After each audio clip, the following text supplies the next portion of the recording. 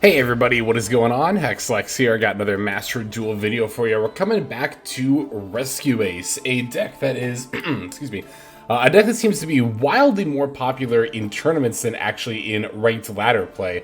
And this is a phenomenon that I've noticed in Master Duel for quite some time, and it makes a lot of sense when you think about it, right? That a lot of the time on ranked ladder, you're not necessarily going to see, like, the best decks see the most amount of play like you would expect to maybe in a competitive environment, certainly like you would expect to in a tournament, for example, right? And I think that is probably the most marked difference between the TCG and a Master Duel, because when you think about it, and this also applies to the OCG too, actually, when you think about it, right, for paper play, pretty much every time you're going to be playing paper, you're playing in a tournament. Now, it could be something as small as locals, right? But you're still going to want to typically bring the deck that you think has the best chance of winning, to a tournament. I think that's why we see Rescue Ace do so much better, or rather, why we see it so much more often in tournaments and ranked ladder. Because while Rescue Ace is a very, very good deck that I think a lot of people do bring to tournaments because they expect to do well with it, I also have noticed that it's just not the most popular deck in terms of, like, not only of course its popularity rating on, like, Untapped, for example, but just in terms of people talking about it. I never see people talking about Rescue Ace, and I kind of get it.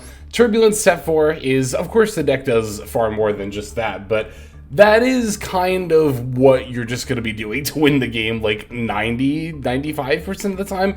And honestly, it's a little one note. Now, I'm not saying it's like unskilled or, easy necessarily or anything like that. Like, yeah, you simply summon the Turbulence in set 4, but knowing when to use these back rows and, like, the most effective point to use them is definitely a skill set in and of itself. It's something that I talk about quite a bit, right? Is that, it's easy to say, oh, if you go first in a no hand traps, you build such and such board and then you just win. But, the just win part, I think, is a little disingenuous of a thing that a lot of Yu-Gi-Oh players say. I never see people talking about, like, how to use your board of disruptions. And I've won more than my fair share of games on Master Duel by my opponent negating the wrong stuff or choosing not to use disruption that they have for some reason. So I think to say that is, not a skill set is definitely a bit disingenuous. But at the same time, again, like I said, even though the deck does do more than this, Turbulence set 4, you can only do it so many times before it gets exciting, right? Or before it stops being exciting, rather. And yeah, when it comes to ranked ladder, it's like, you're not having to win every single game like you do in a tournament. So I think people on ranked ladder are going to be more inclined to choose whatever deck they feel like playing as opposed to what they think is the best deck. So make no mistake, if you haven't seen Rescue Ace on ladder and you think this deck has, like, fallen off, I definitely don't think it has. In terms of power in the current meta, I think this is definitely still one of the better decks, possibly even tier 1. That's kind of one of my big debates in the current meta is Rescue Ace the worst tier 1 deck or the best tier 2 deck? It's definitely somewhere in the middle there, probably, but let's see. Going through and counting starters. For Rescue Ace is a little more tricky, although I guess not that much more, right? To kind of figure out where your starters lie. So when considering what cards count as a 1-card starter for a deck when doing this ratioing, I think about the ideal, like, end board, right? So, like, when we were talking about Mathmech, for example, I counted 1-card starters that could get you to, like, Terahertz plus Superfact, right? For Fire King Snake Eye, it's whatever can end you on either a Snake Eye setup or Promethean Princess plus Arvada at the very least, right? For Rescue Ace, it's going to be whatever gets you into Turbulence set 4. So for 1-card starters in this build, we got the 2 Airlifter, of course, that can just normal summon and then add the Emergency and then go into Hydrant for the Turbulence, right? Diabell Star can actually go into OSS, which can go into the Rescue Ace Hydrant here. So we got 2, 3, 4, 5, right? Rhoda grabs the what's it called, the Airlifter, so that's 6. Bonfires can actually get Poplar for the OSS, and then that'll grab Hydrant without using your normal summon 2, so that's 7, 8. And then we have 9 for the Wanted. So Emergency, I kind of count this a little bit as a 1-card starter, although this I think is a true 1.5 card starter because it requires you to have, like, specifically another Rescue Ace card. Now, Of course, we are Rescue Ace decks, that's not the biggest ask in the world, but at the same time, it's not hard to open a hand with Emergency and then without Rescue Ace stuff, right? So I'm a little hesitant to call this like a 1-card starter, but I think it's close enough. It's like 1-card adjacent, so if you count the emergencies, we have a total of 12, which for a 42-card deck is definitely not bad. Of course, we are on 42 cards to make sure that we're not drawing actually quite a number of cards here. Mainly are one of Rescue Ace spell and trap cards, right? These 4 cards, we don't want to open necessarily, we just want to set them off the Turbulence. And then in the way of hand traps, we've got 2, 3, 4, 5, 8 with the Ash Blossoms. Impulses I actually kind of count as hand traps, but I won't for the moment. Let's just go with traditional hand traps. Nib makes 9, 10, 11 with the imperms, and then again, if you do count the impulses, that's 13. So impulse I'm a little hesitant to count though, because it's like, it is basically a hand trap, but I don't know, I guess it depends on the situation. Like summoning Preventer during your opponent's turn, if you went first and put a Hydrant on the board or another Rescue Ace monster, is pretty good. I guess summoning Turbulence during your opponent's turn 1 is not bad either, just to be able to start with that in play. So, yeah, I think it's close enough. So, if you're willing to count impulses and emergencies, that's 12 starters and 13 hand traps, which, as we've been pointing out for ratios for our builds up to this point, is pretty in line with what we're going for. It's pretty consistent, so. Prosperity, sometimes I kind of count this towards starters as well, because if you banish 6 cards with this, it's really not hard a lot of the time to find a starter, but it's not guaranteed, so I'll refrain from here. Speaking of the extra deck and banishing 6 off Prosp, it's pretty insanely easy to do in this build. For me, for my 6, I usually banish probably like, I don't know, I'm actually a little hesitant to banish Typhon a lot of the time. Underworld Goddess you don't need most of the time. Zealantis you don't need the majority of the time. Second SP you actually don't need the majority of the time. But it is nice to have because you do often make this on turn 1. So that's 3 right there. Nightmare Phoenix is 4. Anima is 5. And then from there, honestly, you could banish IP. You don't really ever summon this. So that's 6. Or you could just do like Typhon. Either way, but yeah, I mean, I think all things considered, this is a pretty standard Rescue Ace build. Oh, when I was talking about hand traps, I was trying to remember, there's another one I wanted to mention, that's Gamma. This is actually a deck where Gamma would fit pretty well. We do make a decent amount of plays, mainly like Bonfire and mainly OSS, without having a monster on the field. But I ultimately just didn't really find the room for it, I decided to prioritize the Valors, the Imperms, and the Nib over the Gamma here. I guess I could have gone down to 1 Impulse too, but nah. I think I'm fine without Gamma in this particular build. So, alright, now that we've broken down the list there and discussed it a bit, let's go ahead and just pivot straight into our gameplay here. Alright, our first opponent is going to be on Yubel. These games were played just after I hit Master, by the way. I ended up hitting Master with the Mathmech build we covered the other day, but I also played Centurion before I reached Master as well. Anyway, so this could be one of those hands where we do actually have Emergency plus a random Rescue Ace card, and that is going to be enough to get us there. So, going for the Hydrant, tributing the Preventer in hand. We are going to get Ash on the Hydrant search, though. So, not getting too much farther, unfortunately. Just going to have to set the Contain and then pass. However, I will say, Contain plus Nib, I mean, obviously I'd rather have more, but it's not the end of the world by any means. So, I'm actually going to Contain on the Dark Beckoning Beast. This definitely ends up being one of the better targets for Contain. Because Contain not only negates the effect of the monster, but remember, I do have the Hydrant play, which means it cannot be used as a material for any kind of extra deck summoning this turn. That's very nice for the Dark Beckoning Beast in particular, because a lot of the way that the Yubel deck will circumvent the Beckoning Beast getting negated is to link it into Almirage and then just bring it back, right? If they have the Circle in hand, so... Even if they don't, this is still definitely fine, because even if they have an extender, it's not going to be very easy for them to make more plays. So they did, wow, their hand was actually pretty stacked. We saw off that Phantom there, they actually had both a Samsara D-Lotus and a Spirit of Yubel. Yeah, if I had not negated that Beckoning Beast, that would have been a full combo. That's a stacked hand. Granted, though, again, I did have the Nib here as well, so... Alright, going into my turn here, we're going to have to play into the Phantom of Yubel as well as the face-down card here. We do top deck Turbulence, which is nice, though. I'm definitely going to activate the Hydrant here to bait out the Phantom, even though it will, of course, resolve, because I don't have a card to negate it. Now it won't be negating the Turbulence effect, because that is the thing about Turbulence, is that, and Preventer as well, to special summon them, they are activated effects. So I'm going to link off the Hydrant into the Link Rebo, and then banish the 2 monsters actually for the Turbulence. I'm planning on putting everything back with Rescue Ace HQ anyway, but if that doesn't pan out, I could still potentially use Emergency to set the Contain from my graveyard. That's why I left those 2 in there. Alright, here's the Turbulence. Gonna activate the Rescue Ace HQ, and that's where my opponent concedes. So, I guess they realized at this point they couldn't really play into the set 4. Although I will say that, I don't know, that I did... I'm trying to think of how I would have proceeded to play through the Yubel themselves, right? Like, it's a little risky. Oh, but I don't have Hydrant in the yard, never mind. I was going to say, I could link off the Turbulence with Link Rebo, go into SP to banish, right? But the only way that would work is if I had the Hydrant in the graveyard to bring back with the Quick Play spell, Rescue, I think it's called, during like my opponent's draw phase or something, right? I would feel not the most comfortable doing that, but at least somewhat comfortable.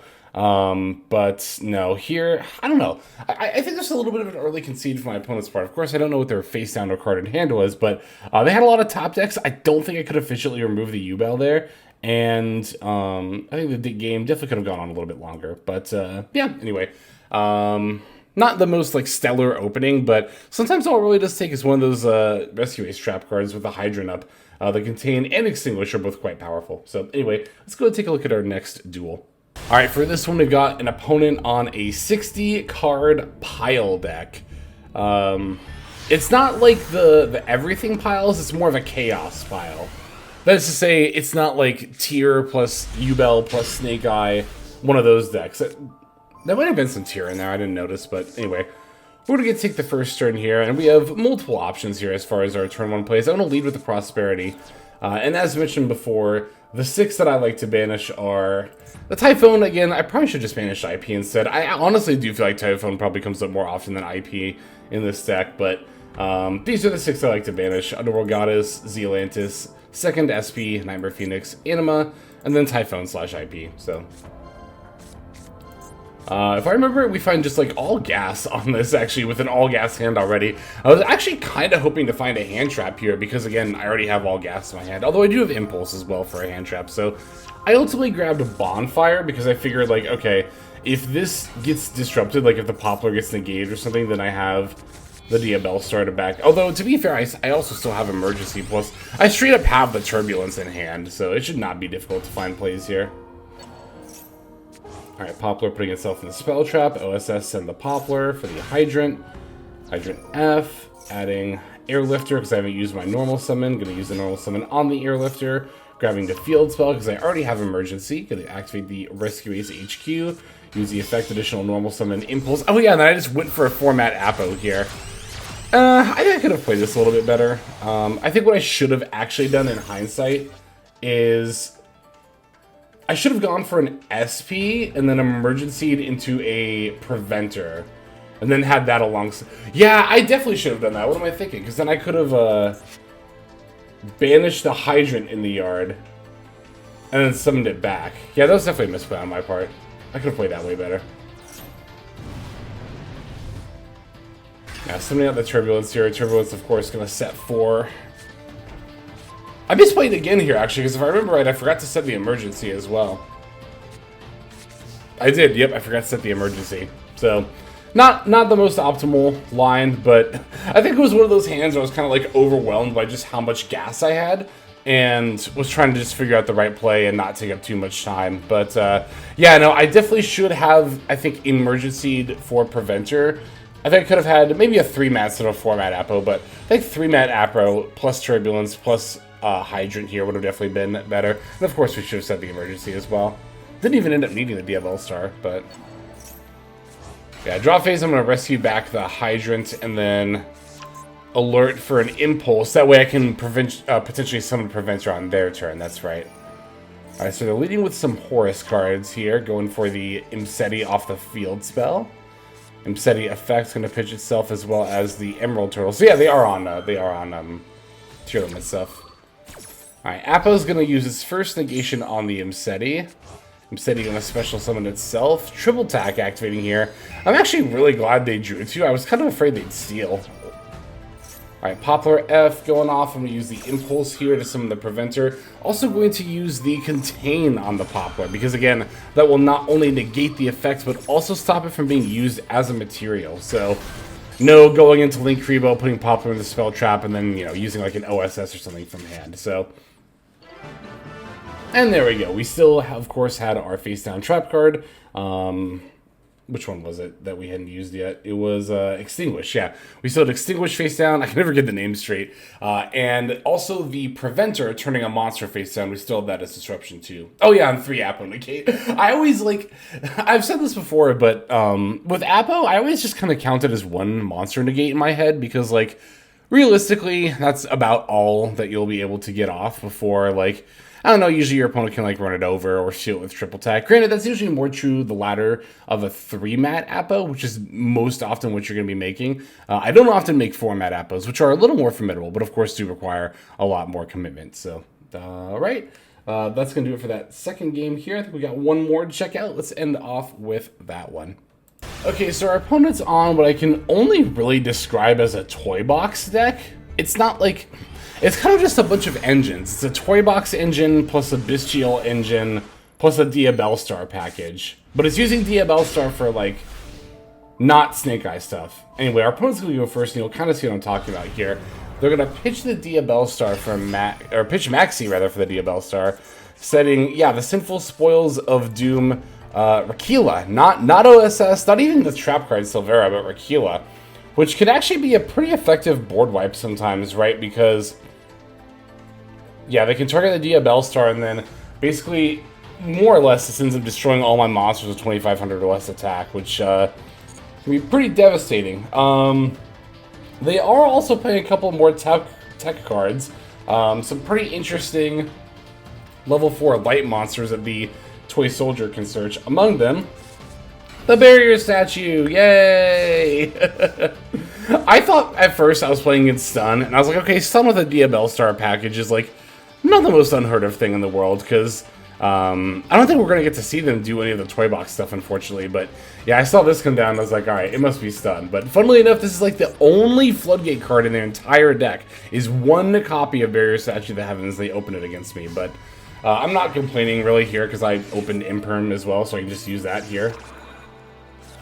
But that makes me very glad I did not use the Imperm against the Diabellstar.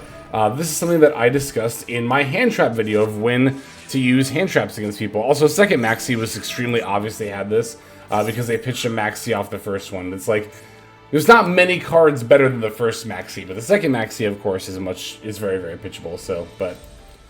yeah, they're gonna use the Rakila here. This is fine. They're just taking away my OSS target, but...